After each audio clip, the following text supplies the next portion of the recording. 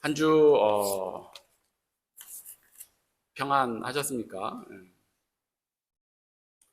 어, 저는 보통 이제 안부 인사에 평안이라는 단어를 많이 좀 사용하는 편입니다. 그래서 평안하셨는지 묻고 또 한 주 또 평안하시라고 또 안부를 또 전하기도 합니다.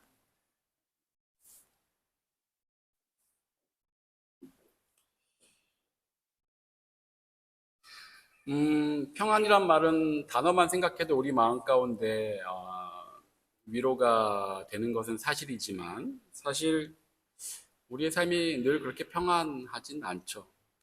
평안보다 오히려 두려움, 오히려 불안한 삶 가운데 살아갈 때가 더 많이 있죠. 목사인 저도 끊임없이 불안합니다. 뭐 저뿐 아니라 대부분의 목사님들이 악몽을 꾸면 어떤 악몽을 꾸는지 혹시 아시나요? 들어보셨나요? 보통 이제 설교와 관련된 악몽들을 많이 꿉니다. 예, 예. 어, 아무 준비도 안 돼 있는데 갑자기 꿈에서 설교단 위에 서 있는 거죠. 혹은 설교 준비를 열심히 했는데 설교단에 섰는데 앞에 놓여져 있는 원고가 하얗게 비어 있는 거죠. 예. 혹은 설교를 뭐 외워서 잘 준비했는데 강단 앞에 딱 섰는데 머리가 하얘지고 아무 기억도 나지 않는 이런 것들이 일반적으로 목사님들이 꾸는 악몽입니다. 대체로 많은 목사님들이 그런 이제 악몽들을 꾸게 되는데 불안해서 그렇죠. 불안 때문입니다. 늘 설교를 새로 준비해야 하는 이 일 자체가 굉장히 거룩하고 감사한 일인 건 사실이지만 인간적으로는 늘 이제 쫓기는 일이 되죠. 목사만 뭐 그렇겠습니까? 여러분들은 특히 이 가운데 많이 계신 음악을 하시는 여러분들은 더 불안하지 않겠나 생각해 보게 됩니다.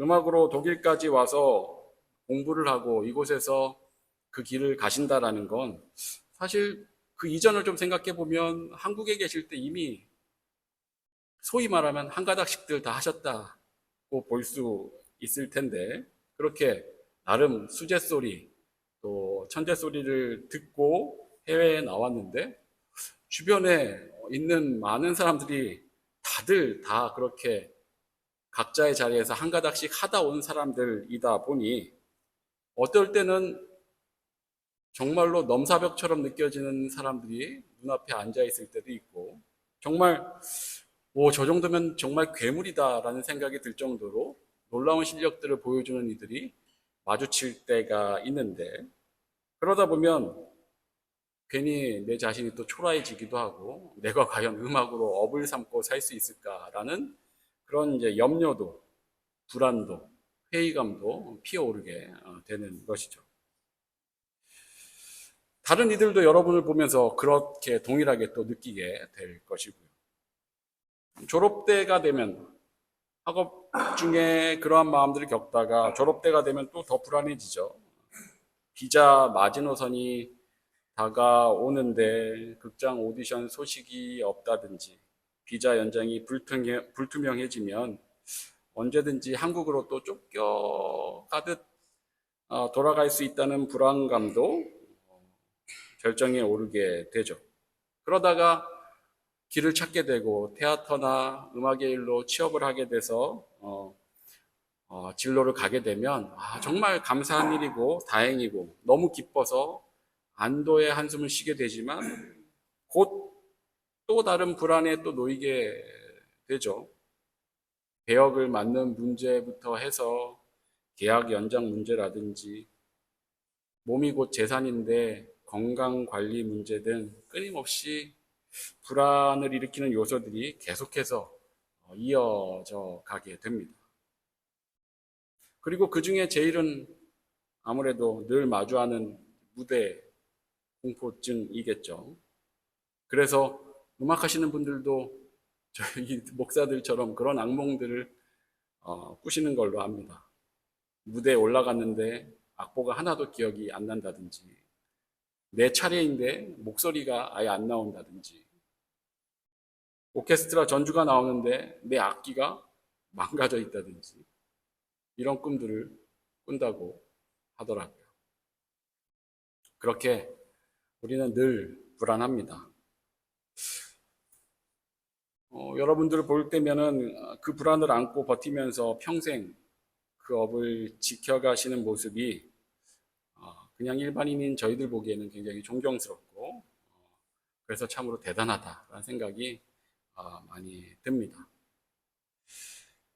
근데 뭐 사실 이 불안한 건 어디 뭐 음악 하시는 분들만 뭐 그렇겠습니까? 모든 인생들이 다 불안하죠.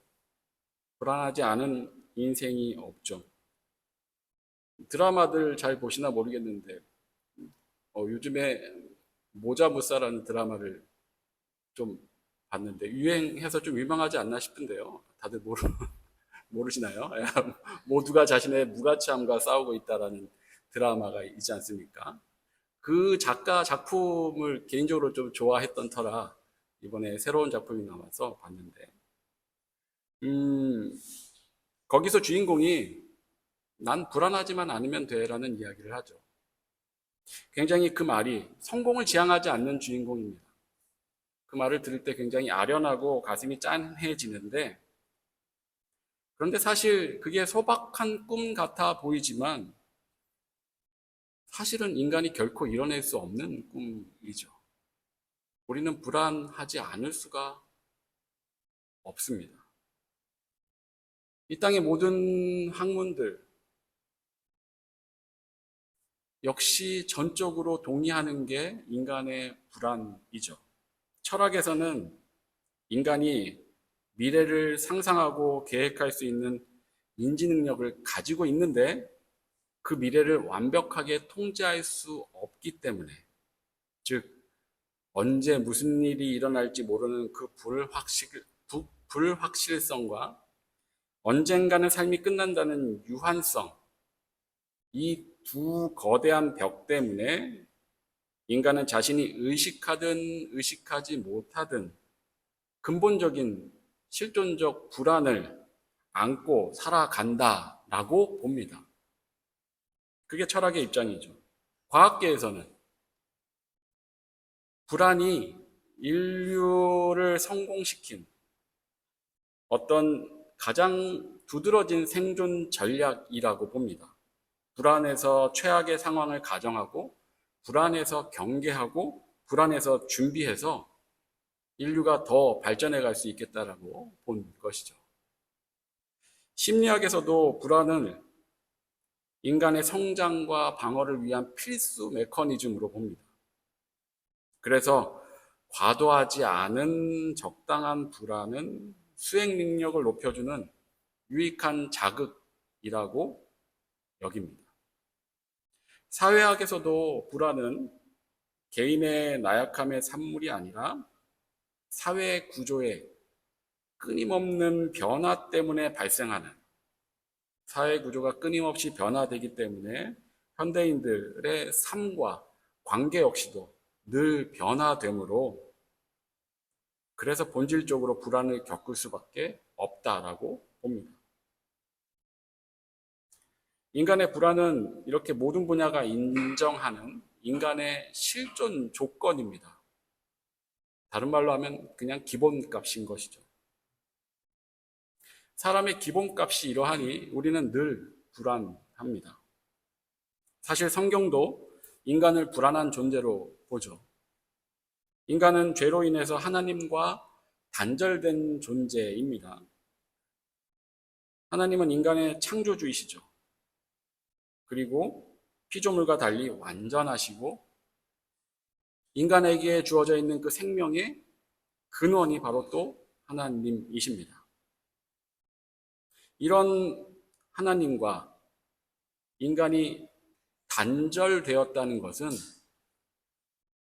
어마어마한 결핍인 것이죠. 큰 결핍입니다.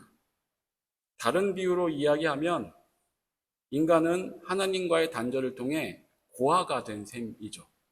영적으로 고아가 된 것입니다.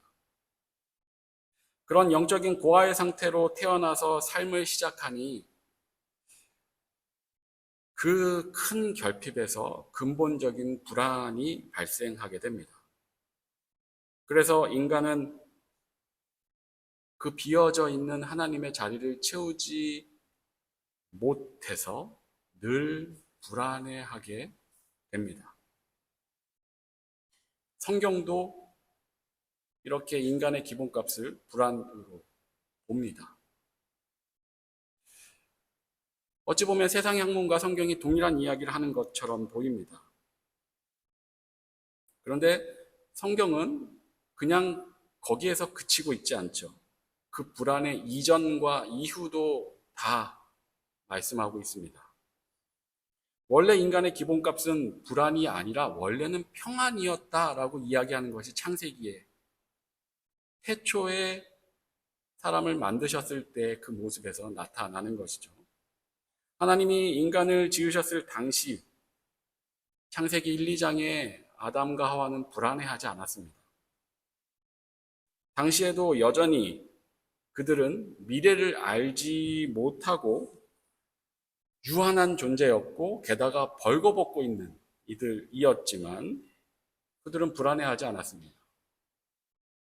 왜냐하면 하나님께서 그들과 함께 하셨기 때문입니다. 그들에겐 하나님이 결핍되어 있지 않았죠.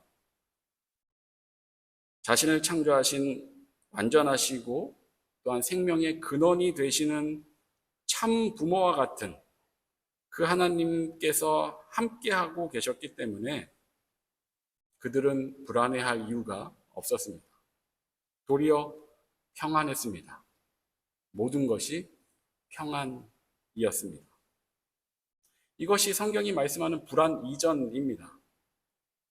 불안 이전의 인간의 기본값은 평안이었습니다. 그런데 죄로 인해서 하나님과 단절되어 그 평안을 잃게 되고 불안이 기본값이 되어버린 것이죠. 그런데 성경은 또 여기서 그치지 않습니다. 그 이후도 이야기를 하죠. 그 불안 이후 성경은 예수 그리스도의 십자가로 단절된 하나님과의 관계가 회복되었다고 말씀합니다. 우리의 창조주이시고 생명의 근원이신 완전하신 아버지와 다시 함께 할 수 있는 길이 우리에게 주어졌다는 것입니다. 그것이 구원입니다. 그래서 구원받은 하나님의 자녀들은 기본값이 다시 리셋됩니다. 불안이 지배하던 타락한 상태에서 평안이 지배하던 원래 창조된 상태로 인간의 기본값, 실존 조건이 다시 리셋이 됩니다. 그래서 고린도후서 5장 17절에서는 이렇게 말씀하고 있는 것이죠. 그런즉 누구든지 그리스도 안에 있으면 새로운 피조물이라. 이전 것은 지나갔으니 보라, 새 것이 되었도다.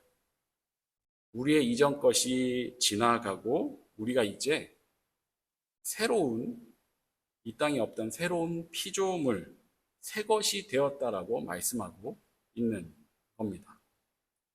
구원받은 하나님의 자녀들은 기본값이 평안으로 다시 회복된 새로운 피조물들입니다.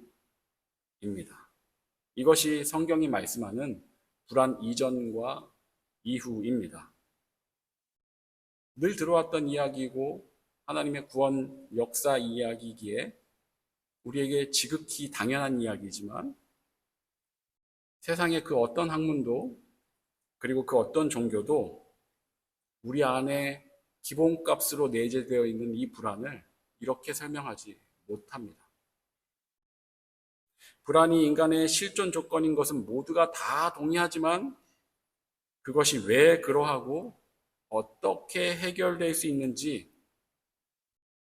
그 누구도 이야기하지 못한다는 겁니다. 그런데 우리는 불안이 인간의 기본값이라는 걸 깨닫기도 전에, 그걸 생각도 하기 전에 이 창조 타락 구속의 하나님의 구원 역사를 먼저 알고 있었던 겁니다. 이게 우리에게 당연한 일 같아서 별일 아닌 것처럼 보이는데, 이 말은 우리가 불안을 인지하기 전에 이 불안의 이전과 불안의 이유, 그리고 불안의 해결책까지, 그 이유까지 하나님의 구원 역사 안에서 이미 다 알고 있었다는 겁니다. 그걸 오늘 본문 두 구절이 설명해 줍니다.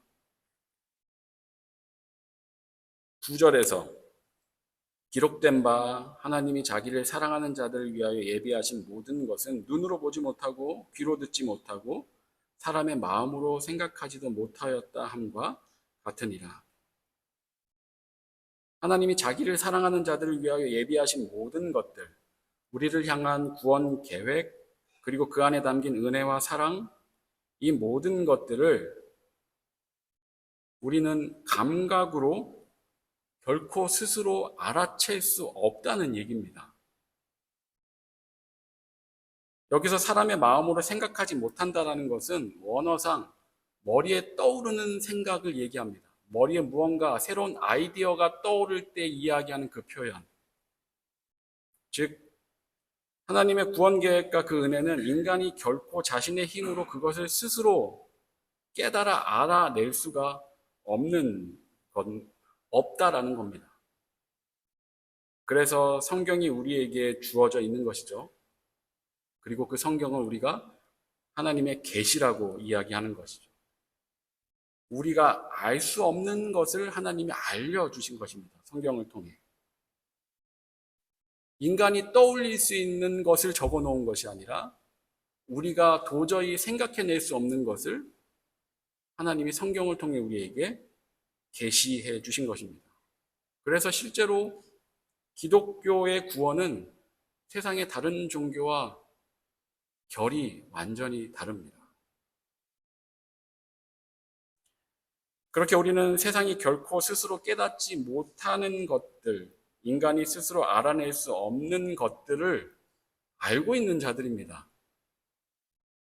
그래서 15절은 이렇게 말씀하죠. 신령한 자는 모든 것을 판단하나 자기는 아무에게도 판단을 받지 아니하느냐. 여기서 신령한 자는 어떤 특별한 능력을 가진 그런 자를 가리키는 것이 아니라 내면의 성령을 모신 그리스도인들을 의미합니다. 그리고 판단한다는 것은 우리가 일반적으로 얘기하는 정죄한다는 뜻의 그런 의미가 아니라 사물의 본질을 꿰뚫어 보고 분별한다는 의미입니다. 즉, 신령한 자는 모든 것을 판단하나, 이 말씀은 그리스도인은 성령을 통해 세상의 모든 것을 밝히 분별할 수 있다는 말씀입니다.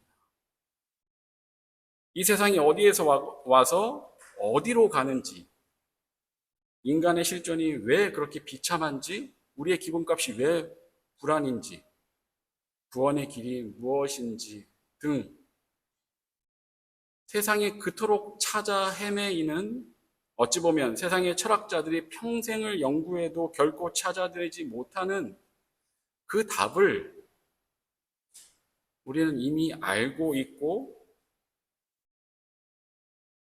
그래서 그렇게 세상의 지식 위에서 세상을 분별할 수 있는 자리에 우리가 서 있다라는 이야기입니다. 그렇게 하나님과의 관계 회복으로 기본값이 달라진 그리스도인들은 세상 사람들이 보지 못하는 걸 보고 있고 알지 못하는 걸 알고 살아가고 있는 겁니다.